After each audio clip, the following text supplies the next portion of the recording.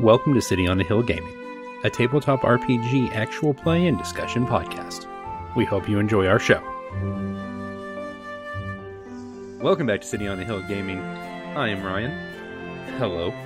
Joining me are the Greg, as I now call him, the Peter, hello, and the Daniel. Who? Him the Daniel. Oops. And yeah, you are listening to City on a Hillcast, episode 2. Semi different crew. We were gonna record an actual game tonight. But the Grant is unwell, and so tonight we roundtable. Boy, is he. Poor guy sounds miserable. He does. Hopefully the Grant is well soon, as it is time to do more You Wonderful. could just not catch a break. No, that's like the second or third time recently that the Grant has been unwell. The problem the is hurricane. Grant has small children in school, and schools are petri dishes. Yes, they are. Yep. You say this with the husband of a teacher and a teacher. Mhm. Yeah. Oh, I know. Yes. Did you think that I mean, I'm the son of a teacher, so I am also the son of two teachers. Yes. Yeah. Knock on. you're the sons of a teacher. I'm the son no. of a teacher. Knock on wood composite over here. But at this point, I feel like my immune system is fairly bulletproof. After so many years of teaching. Probably. Or is it If you've like been, that if you've episode been of The teaching Simpsons? for like more than 5 years, your immune system isn't merely bulletproof. Your immune system is made of chabum. Or it's like that episode of The Which is that Simpsons. composite that they use for tank armor. Yeah. Oh, But I still get my flu and COVID shots. Good. amen. Yeah, so do I. What is chav? I'm not a teacher, but chabum. Chop'em. Armor plating. Yeah. Oh. Sorry, what were you saying, Greg? Very heavy armor plating. I was going to say, it could be like that episode of The Simpsons where Mr. Burns goes to the doctor and he has like everything and they're all just fighting against each other. And so like every little virus is just stuck in the doorway and they can't get through to actually make him sick. But he has all of them simultaneously. You can't be sick if you have all of the sicknesses. Interesting. That's how you get I down don't think with the that. sickness. I don't think that's science, but sure, we'll try it. Like if you get sick with something that gives you a fever, try to get sick with something that makes you cold and let it even out. That's Again, we're really unsound medical advice. I apologize to one of our Patreon backers, Christina. Actually, two of our Patreon backers, Christina and Jojo. Jojo's a nurse, and Christina is also a nurse, and neither of them are going to enjoy the last 30 seconds very much. I'm going to get a phone call. Expect a strongly worded message in the Discord. Yeah. Christina knows how to you're get gonna a get hold one. of me. She does, yes. Somebody's going to wind up in the hospital getting cared for by a couple of Uh-huh. Patreon members after they put them in the hospital. Woof. Okay, so Nurses See, will that's- beat you up and then treat you afterwards. Yeah, they don't have to take a Hippocratic oath. It's job security. yes, don't do that. It sounds like an episode of a cop drama. I think I've no. I think I've seen that episode. Listen, They did that on nurses don't- NCIS. Probably does Yeah. exist. Oh yeah, nurses don't have to take a Hippocratic oath. They can do harm. They just have to sign HIPAA, so they can't tell people when they do it. I'm gonna get such a long phone call. I'm gonna harm you secretly. Oh no! I All got right. 2 words for you, buddy. Plausible deniability. We're putting the harm in pharmacy. That didn't. That Pharmacy. works better when it's written out. It does. Yeah, if you can just underline it, but not so much spoken. Okay, so today I wanted to talk, and partially because we have the benefit of having a professional among us. I want to talk game design. Quasi-professional, but Have I'm you calling been it professional. paid for your services? Is he Go ahead, considering that? Ryan. Okay, perfect, good. no, go ahead. I'm just waiting for you to. Oh, okay. I didn't know if you were that just was a ignoring question for Greg Peter. or if that was like a rhetorical question. I'm sorry. I everybody talked at once and I kind of missed it. What was Oh. Have you been paid for your services? numerous times actually? Then you are a professional. Fair enough. All right. So and so that is one side of it, and then also just the game master side of it, and on some level the player side of it, because I think players contribute to world building and game creation in their own right. But also we have Peter of Purple Martin Gaming, who does his own game design and also is part of at least one game design team that I am aware of. I assume that is still accurate. I should have asked that Couple question actually. first. So yeah, Uh, yeah, I do some freelancing for EN Publishing and then a couple of other small gaming companies. Um, it's so it's one of the editors for EN Publishing does some publishing through a couple of other companies, and I oh, have worked on multiple projects for him, but I don't remember which company they go to off the top of my head. oh, So sure, I want to say it's been at least 3 or 4 companies total, but it's really been like EN Publishing, and then for this one guy who knows I'm dependable, and just happens to also do work for multiple companies himself. right. So So Peter definitely has the experience. So and I think it's interesting because that's something as a player we don't always get to see the side of is the actual what goes into it. And we have run. So Peter mentioned Ian Publishing; they make Level Up, Advanced Fifth Edition, which is something we did run for a while, and likely are going to run again in the future, quite possibly. Um, so Peter, just kind of, how did you get in? I guess is my first question. so I actually kind of want to back up and Okay, go for it. um, there's basically like there's multiple tiers of game design. So there's just kind of like what we're going to be talking about for a big chunk of this episode, which is just making stuff for your own table, right? Designing settings, maybe some house rules, that sort of thing.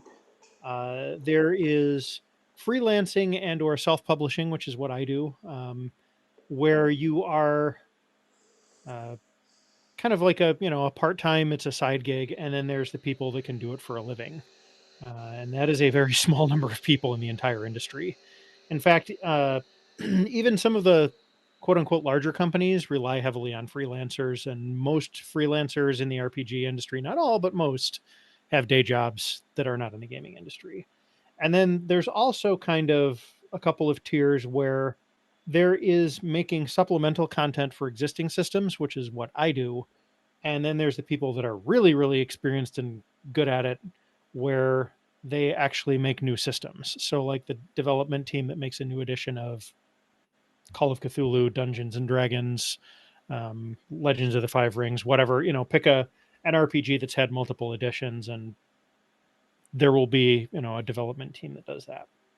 Right. So those are kind of like the different strata of the industry, and the game design practice. But if you are a GM and you have made something up for your home game, an adventure, a piece of equipment like a magic item or something, specialty character option that's for your homebrew setting, trap that isn't in a book anywhere, congratulations, you're a game designer. Right. Yeah. Now, okay, so when did you get your start? Right around 2020, I want to say. There was a pitch call for one of EN Publishing's monthly kind of periodical newslettery kind of things called EN Cider, EN5IDER, a little kind of Lead speak, dual nice. pun. Yeah. Fifth edition and EN Publishing, and yeah. Love it. So I did like a villainous NPC for that, and then I just kept pitching more stuff to that. And I managed, because I was very dependable at that, I had never missed a deadline. I was easy to work with. I was able to get on the Level Up Advanced 5e team as a general game designer. There were 2 tiers of designers in that. There were the lead designers that did kind of the more difficult work, like remaking the classes and stuff, and then there was a larger pool of general designers, which is what I was in, where we went through and we rewrote spells and magic items. We wrote like advice sections. I did some monster lore. In fact, actually, one of the things that I'm the most proud of out of my work during that time is Grimlocks in Level Up are not like Grimlocks in Dungeons and Dragons. The Dungeons and Dragons ones are basically cave monsters. They are blind, cannibalistic, feral. They just want to kill you and eat you. Grimlocks in Level Up can be your allies. They are an underground society. They still are like eyeless and stuff because they started out as humans and environment with no light, but they are advanced. They make like these big techno-magical machines that stabilize the geology of entire regions. So there's places that don't have chronic earthquakes and volcanoes and sinkholes and stuff like that due to the fact that there's a Grimlock population underground. Oh, So that cool. was something that I came up with that went into the rules. I'm looking at it on A5e tools. I did some other stuff that also made it into the monster thing. I did some new lore for Sahuagin, Magmans. I want to say there was one or two others in there, but the Grimlocks were the one that I remember. And then I have contributed to the Dungeon Delver's Guide quite extensively, actually. I did about half of the character options in there and close to half of the dungeon descriptions and a monster and 2 pre-made dungeons and lots of stuff for that one. Oh, wow. I contributed to the Void Runners Codex, which has had its Kickstarter, and PDFs are out to backers, but I don't think it's available for general purchase yet. Those were the sci-fi rules for Level Up. Oh, cool. I have contributed to the Gate Pass Gazette, which is their Level Up specific periodical. Monstrous Menagerie 2, which we'll be finishing next week. I contributed to that. And then I've done a bunch of self-publishing, and I have put out like the 3 largest third-party resources for Level Up. So yeah, I've been busy. Sounds like it. With that system. What made you want to start doing it to begin with? I mean, I had a little bit of experience with making my own stuff for home games, and I had done a little bit of game design for open calls earlier in my life. So I've got a monster in GURPS Monsters. I've got a magic item in GURPS Magic Items 3. I did some charity stuff during like the Hurricane Katrina for 3rd edition. And so I had a little bit of experience doing it, and I just kind of was like, well, let's see if, I can actually get somebody to pay me for this. And not only did they, it was kind of a minor hit. So I just kept going. I'm certainly not a big name, but there is a community of probably about the same audience size that we had during Saving the Game, 100 to 200 people that kind of keep an eye out for my stuff and usually buy it relatively quickly. So that's enough to make a side income and kind of have a cash positive hobby instead of a cash negative one. Stares at Magic the Gathering collection. I don't understand. Yeah, no, that's a pie in the sky dream right there. It really is. I remember getting to test one of his writings. Very nice. Very nice. I do remember being very excited when we ended up looking at Level Up as what we were going to do for a season, and just kind of having that conversation, and on some level even having it with Ian publishing a little bit kind of through Peter on looking at options and stuff. That was very cool. Yeah, they're a nice company. They treat their freelancers fairly, pay on time all the time. Like, yeah, I think that's definitely something we should revisit again. Yes, that is something Peter and I have talked about. It's definitely my favorite version of 5e.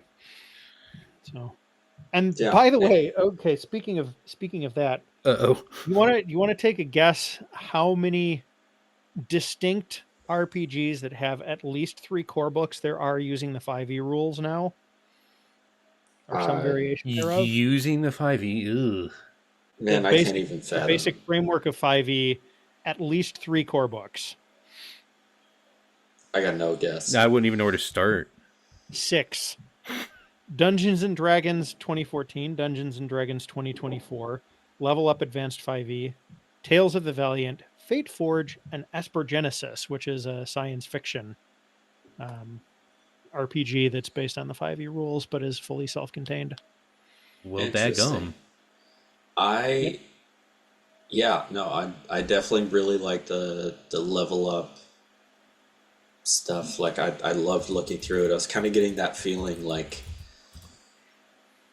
I don't know how many other people got this feeling of like when you first started to get into D&D and you first start reading the rules and like diving into the player's handbook and like looking at all the cool stuff and getting that like, yeah, like that's kind of what especially reading Level Up was. Again, it was to me because for better or worse, I cut my teeth on 3.5 and like it had the same feel of like you could really get into like the nitty gritty and like really dig down. Yeah, there's definitely a lot more room for customization. I mean, like just the fact that they split race into heritage and culture, and then that they added martial maneuvers for the combat classes.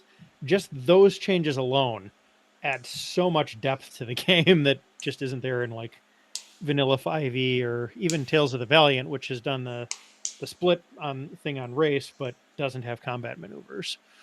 I did So. appreciate the for me as a someone who was running it, the intentionality of maybe not focusing, but putting a lot of emphasis, and I'll even just say focusing on the idea of what else you do when you're not in combat. Yeah, all Which- the extra exploration and social abilities are very nice too. Which Yeah, is I mean, good in that's- general, but also just as who we are is a big thing for us, I think. Yeah, that helps, and I like the idea of pulling that page from some of the other less combat centric Right. systems because I mean you could list off a few like uh, even like Vampire the Masquerade. It's like conversation is your combat. There's you really don't want to be starting fights in Vampire. Or Call of Cthulhu even. Like if you have to worry about combat in Call of Cthulhu, something has gone horribly wrong. Well, and as we've seen with Wanderhome, you can have a really compelling game without any trace of combat in it. Yes, even So- especially Wanderhome.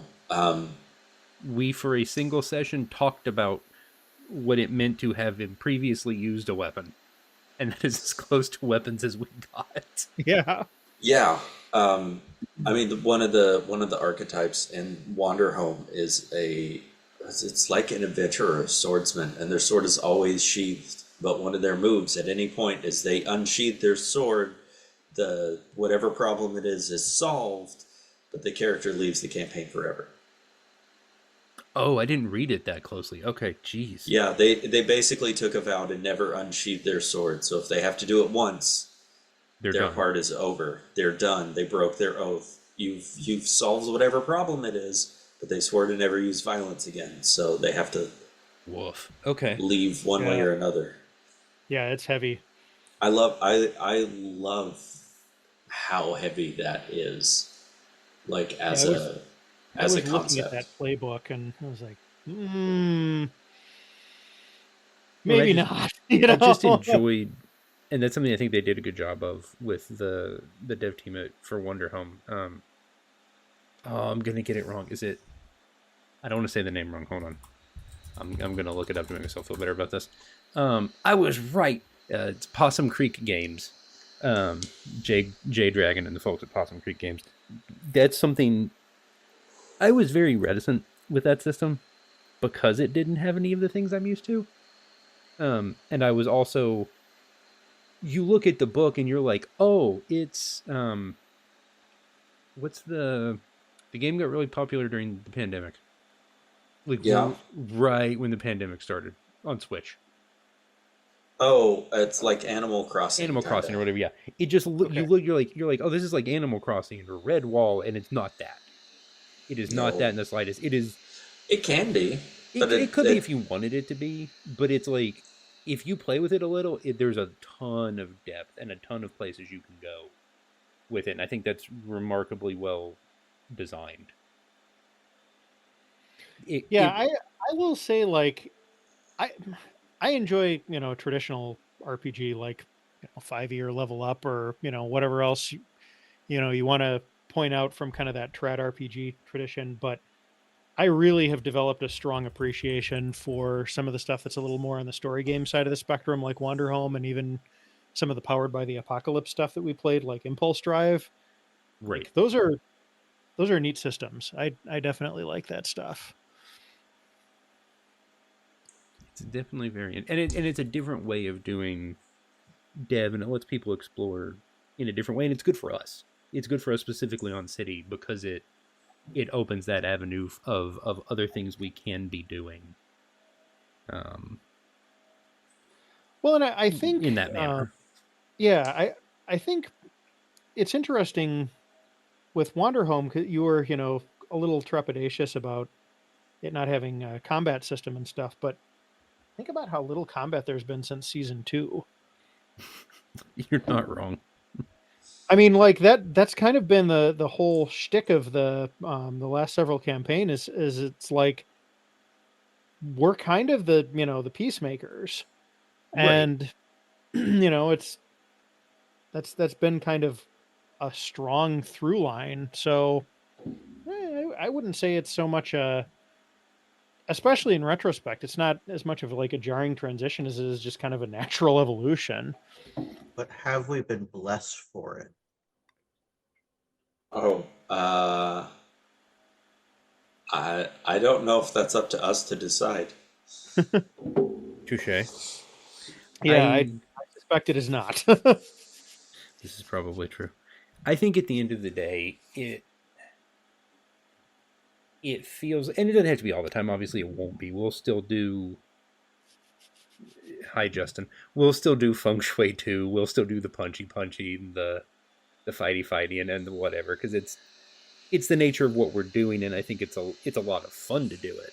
But Sure, from time to time, we will get into a whole different realm of the way we do our nonsense, whether that's Wander Home or Roll for Shoes, or there's one we're looking at for I won't say who we're going to play it with, but it's called I think it's called Lasers and Feelings.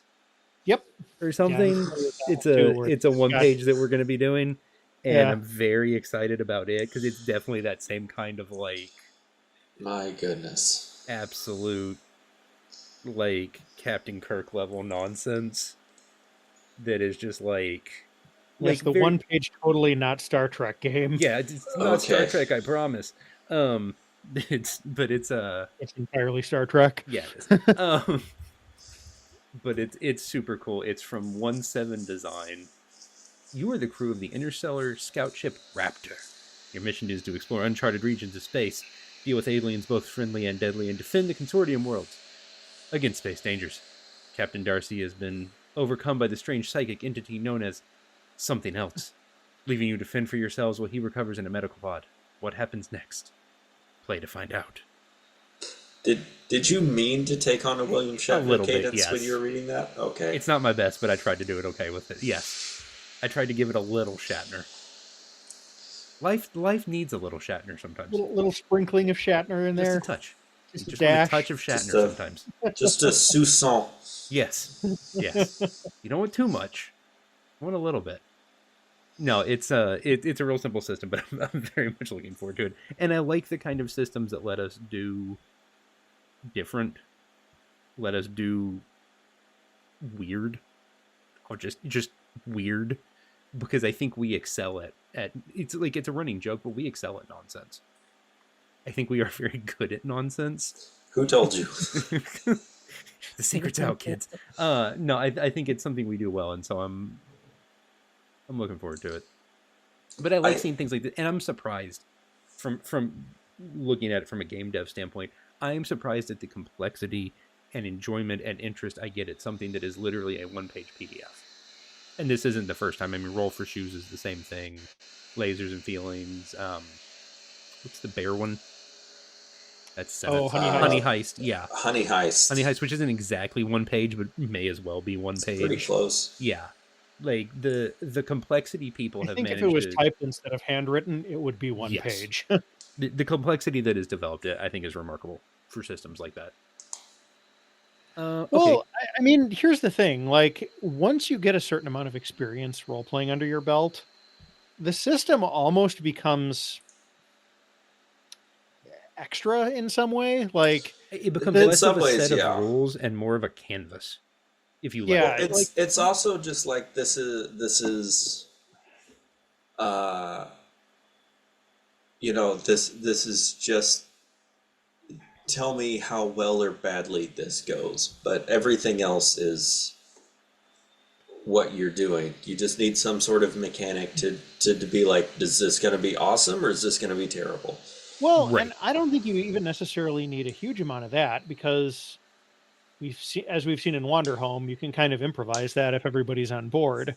The thing that I think that systems often do once you have kind of reached that level of experience is they give you some constraints to work within and they tell you what kind of a story you're going to be telling. Right. So if you're doing something with like, 5e, you're going to be doing heroic fantasy adventurers. If you're doing Wander Home, you're doing like emotionally complex animal folk wandering from town to town dealing with, heavy stuff from people's pasts. Yeah, that tracks pretty well. And both offer something, but that you approach them differently. Yeah, absolutely. But that is I think a benefit for us. Okay, so let me go a slightly different direction. Greg, and I'm going to put Greg on the spot without a whole ton of warning here, which I know he loves when I do. As is normal. Yeah, it's not unusual for me to do that. For you as someone who GMs a lot, what does game dev look like for you? As someone who on a different scale, because I think world building and that kind of thing certainly fall into that as a reasonable thing to call it. Kind of deciding like where I want it to go from the start, and then just kind of building where for people to start and then where to go. And I try not like I have a plan, but I don't try to plan every single step. Basically, just push it to get it started, and then see what people do, and then go from there. And I think that's an important distinction between when Peter's doing things for like a system and when you're doing things as a DM. Peter kind of has to have a full end game in mind on some level because Yeah. you're presenting a published product. As a GM, you have to leave a little more fluidity. Yeah. But as a game dev, you also have to leave fluidity for the GM. Because if you don't leave the GM some fluidity, it just gets awkward on some level. Well, the other thing too is, and this is something that I have very much noticed, is you have to be much more careful when you're releasing stuff for other people to use than if you're just going to use it yourself. Right. Because you know exactly what you intended when you wrote the thing down, but somebody else doesn't. And oh my goodness, you should see some of the crazy, like, torture the wording, parsing stuff, for every tiny little detail questions that I get sometimes. Like, Right. was this intended? Was this intended? It's like, no, that was definitely not intended. This is what you should be doing. Oh, okay. It's just like some of it is, these people have players that are min maxers and they're trying to wring every loophole they can. But I mean, sometimes I've had people that were just genuinely confused about how something is supposed to work, and I've had to actually go back and edit it later too. So Yeah, you can, from what I understand, that's a relatively common thing. I think Mark Rosewater, when he talked about designing just games in general, he says if you wanna test your ability to communicate clearly, just give two people who've never played your game before, just give them the game and the instructions and see what happens without anything else, and they will interpret rules in ways you've never anticipated. yeah, Me and my friends in 6th grade trying to figure out how Star Wars, what did they call the it? West End one. No, this was the trading card game, not the Oh, CCG. The episode 1, Darth Maul on one pack, Obi-Wan on the other pack. TCG. I think it's called like Young Jedi or Jedi Knight or something. Oh my that's gosh. familiar with that We one. had the cards for, but we had no idea how the game actually functioned. Not that when you're in 6th grade that particularly matters.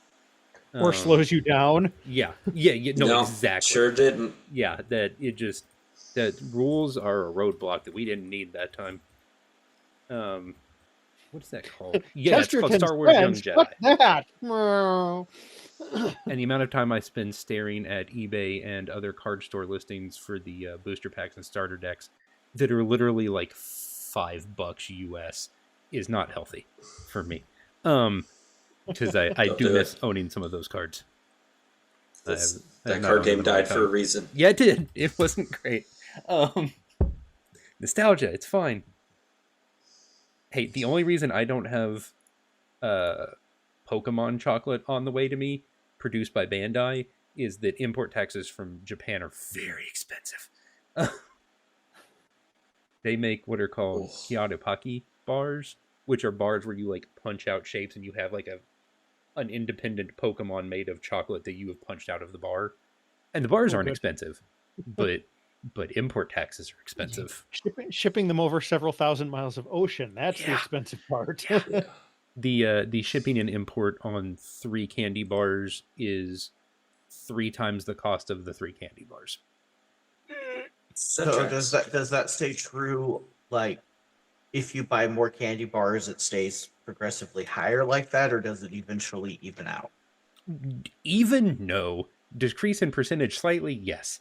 My hope So is that there is. So either way, the answer then is buy more at once. I mean, presumably, yes. What about a crate of chocolate bars? Presumably, the correct answer I will is take your finest shipping container of this Yes. chocolate. that they are better all have Pikachu on them. Every single one. I will check. That's Pikachu. Pikachu. And then with all the money you save on shipping, rent a biplane and just kind of drop it onto schools. That's good. Yes.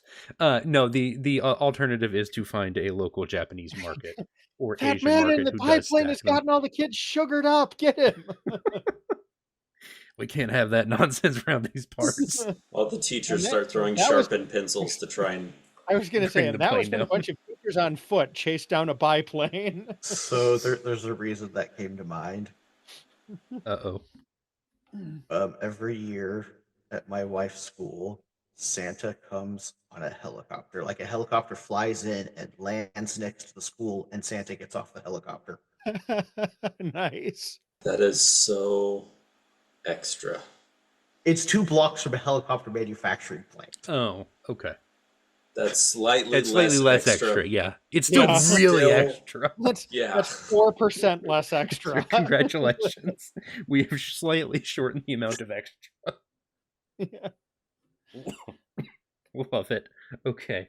It's gone from egregiously extra to merely excessively extra. And we respect excessively extra in this household. Okay, so let me ask. Now the next question is for Daniel. So Daniel, for someone who has not necessarily done game dev and who I learned tonight, and I've known you longer than anyone in this call, has never actually GM'd before. What is game dev like? What does game dev look like for you, and what is your level of interest in it? Okay, so it's an interesting thing because when it comes to like actual world building and development and stuff like that, I love the idea of designing and making games. I have totally like taken the lessons that like Rosewater has put out of his like 10 things every game needs and his like 20 lessons over 20 years, and I've like compiled those down and I've taught like electives on game design, that sort of stuff at my school. But no, I haven't actually like put boots to ground and tried to like build a campaign. It's on my list of things to do. If I'm ever not teaching a music elective, I might do a D&D one where I like make a campaign for some students. Oh, that'd be cool. But a lot of my experience has been between myself and the other people in this house. Accidentally making things true in our campaign that we're playing. Oh. So the campaign that I've been in for like the past 4 years is Legend of the Five Rings. And the first campaign was just set in like, it's like the base setting. So the base setting there, because it's like this big historical campaign, is pretty well established, so it's kind of hard to like improv some stuff. Although we found a way, because Jennifer, my wife, uh, I think as a joke, told our GM, "Hey, when are we doing a Christmas episode?" Okay. And he goes, "Well, we are now." And then as it turns out, yes, he like stopped down, he sat down and he was like, "Wait, how would I write an entire Christmas mod? All right, I've got it." And so it turned into um his combination of The Hogfather, which is a Discworld novel, and Die Hard, and Home Alone, Sure. and the plot to like a whole bunch of other things, just kind of like all jammed into one mod. Like you do. It was so much fun.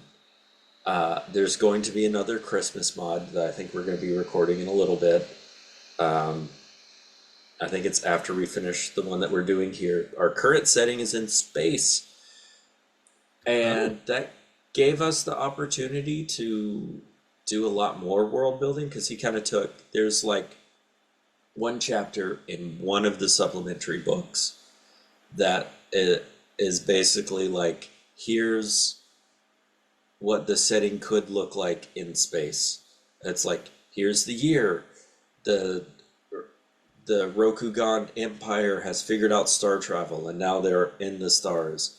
And each planet can kind of have an association with one or more realms.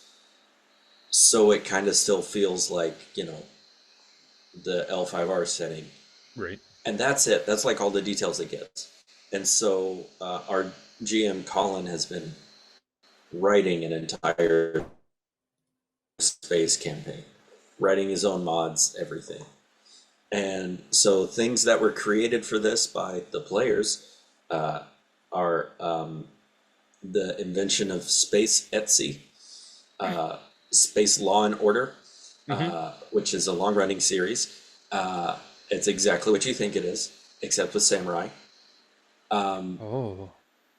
Yeah, one of our characters came up with that in his backstory, and now Space Law and Order kind of keeps coming up in the campaign.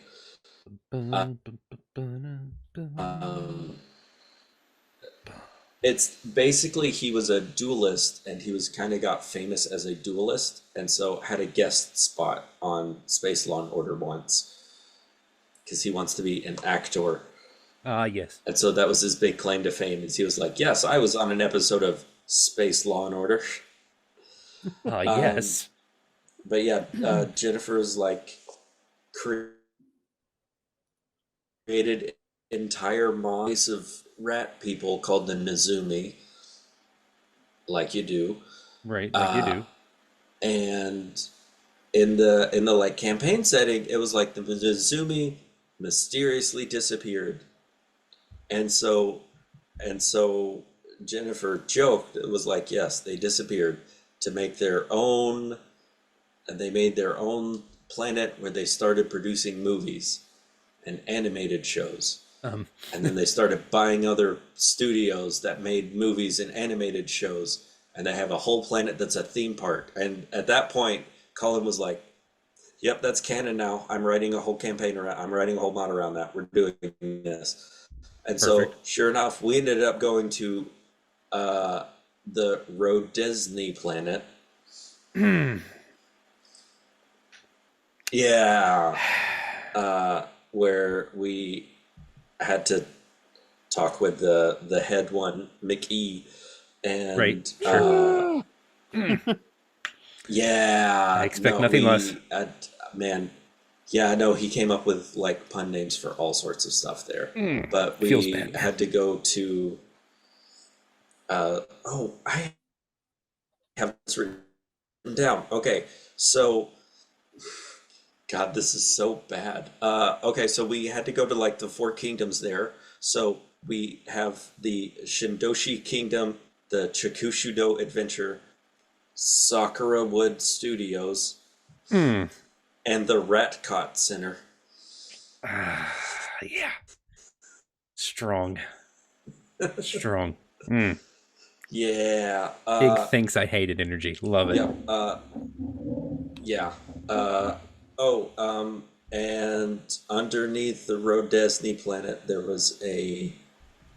We found the frozen head of Waltar, Sure. who was the person who founded the planet Rodesny.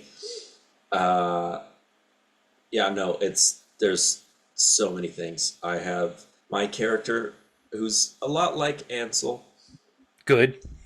brought a disposable camera Perfect. to take photos. So there's a lot of blurry pictures of feet and off-center photos of big landmarks. Like you do. And I have it written down, one group photo, but with all the heads cut off. As is Just like- tradition. As is tradition. It's basically all created because someone in the campaign was like, "How about this?" And then Colin was like, "Yep, we're doing that now." Congratulations. It goes So on the it's- list.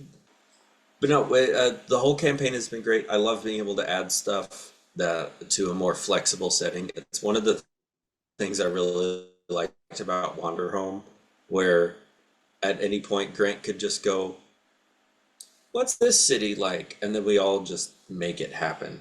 Right. And that's the one thing I think we did it some. I think we didn't do it enough with Wonder Home, and I think that was us not being as comfortable. Wonder Home is technically meant for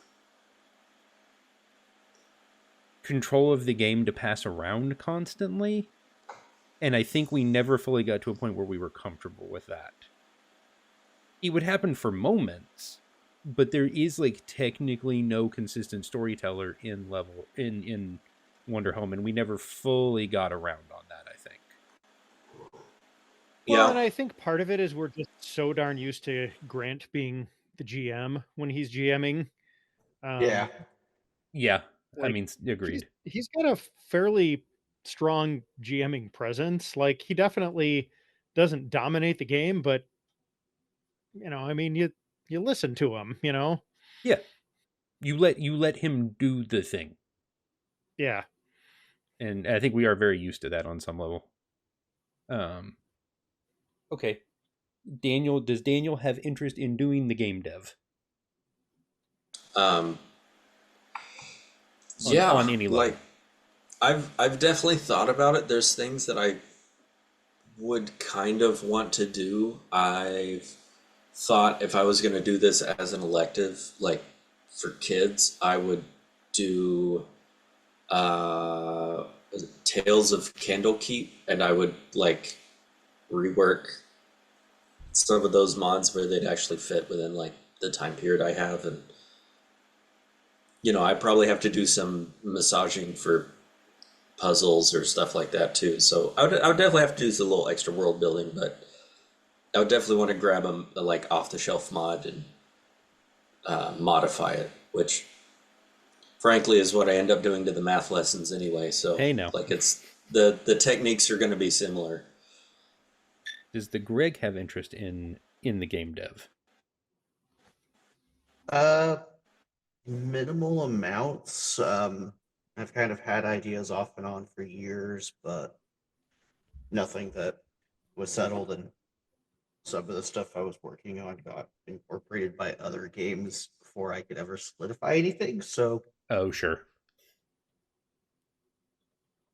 Okay, and then my last question, because I think we will wrap up shortly. Peter, what do you where do you want this to go? I mean, right now it's kind of like a halfway decent side income that basically funds my hobbies. So that's a nice place for it to be, honestly. There is one kind of stretch goalie thing that I have for myself at some point, though. Okay, Are you guys familiar with the RPG Blades in the Dark? I have heard of it. Yes. Okay. I'm going to grab my copy down and just read something from the credits page. Give me The life of an It RPG adds collector. to the ambience. Yes, it does. credits. John Harper, game design, writing, layout, art, and cartography. And good. Oh no. He designed the system, wrote all of like the world content, laid it out, illustrated it, and did the maps. Respect. One guy. Now he did have help. He's got like editors and stuff listed in here. The credits page is not empty except for his name, but that is impressive, man. Oh, Like, very. And I think it would be cool if I could. I am slowly acquiring, like the various skills that go into an RPG product, but the one that I absolutely do not have right now is illustration. And I have looked at various like kind of learn art programs and stuff, and it's a process that can be learned by anybody, but it takes a few hundred hours. Sure. So yeah, that's kind of the stretch goal. Fair enough. I like it. Okay. Also designing my own system would be kind of cool too, which I have not done. I have like only worked in other systems. going so. full from scratch. Yeah. I gotcha. Yeah. Okay. The full Harper, as I call it. Start with nothing, make something basically as a solo actor. I gotcha. Okay. Okay, Peter, where can the fine folks find the Purple Martin Gaming back catalog? It's just on DriveThruRPG. Link in the description down below. Yeah, that is the only place you can find it. Oh, okay. Well, there you go. So check that out. I will put a link in the description. Peter has. I'm looking at it. There is a lot of material. I have been busy. Yes, you have been busy. Yes. Okay, ladies and gentlemen, Daniel, where can they find you on the internet? Oh, scarcely anywhere, but I am on Blue Sky at Full Metal Hoyt. I'm kicking around the City on the Hill Discord. I don't remember if that's available to everyone or if you join our Patreon. You know what? Join our Patreon just in case. It is available to everyone, but yes, we are also on Patreon. Link to both in the description. Also, follow Daniel on Blue Sky. Got it. Where can they find the Greg on the internet? Also on the Blue Sky. Links in the description. Yes, and on the Discords. Yes. And we are also on Blue Sky. If you would like to follow us on there, City on a Hill has an account that I have not posted anything to yet, but why would that be any different than any other social media site I use? What? First, that's long-time lurker, first-time poster. Yeah. Sounds about right. Did you know... wait. First, where can the Peter be found on the internet? Even fewer places than Daniel. Not possible. No, you can pretty much find my stuff on DriveThruRPG, and you can hear me on this podcast. Pretty much every place else that I am is just like a private chat server on like Discord or Slack. Fair enough. I got off all social media like 4 years ago at this point, and you can't make me go back. I'm not going back. I would say we would drag you back kicking and screaming, but that would be both rude and unnecessary. And you would find it surprisingly difficult. Yeah, probably. And frankly understandable. Sometimes I get it. So links in the description to all of the above. You three, thank you for doing this with me. I realized we were very short on content, and there are still uploads to go for the end of 2024. And so yes, thank you. Happy to help. cityonthehillgaming.com or wherever you get your podcasts, also on YouTube and what's it called now? YouTube Music Podcasts, because they got rid of Google Podcasts. That's a mouthful. I still miss it. It's still same a little bit, but it is on YouTube Music Podcasts, and on Blue Sky, like I said. So thank you so much for listening. Daniel, say bye to the nice people. Bye to the nice people. Greg, say goodbye to the nice people. Goodbye, okay, people. Hey now. Peter, say bye to the nice people. Bye, nice people. Thank you three for joining me. Thank you so much for listening, and have a blessed day. Oh, and I know we've already missed this, but go check out. Because it's past November. What's it? But Daniel, the thing. What? November. In November? Canada. Canadians. Desert Bus? Thank you. That's long gone. Yeah, but you can still donate places. I think. No.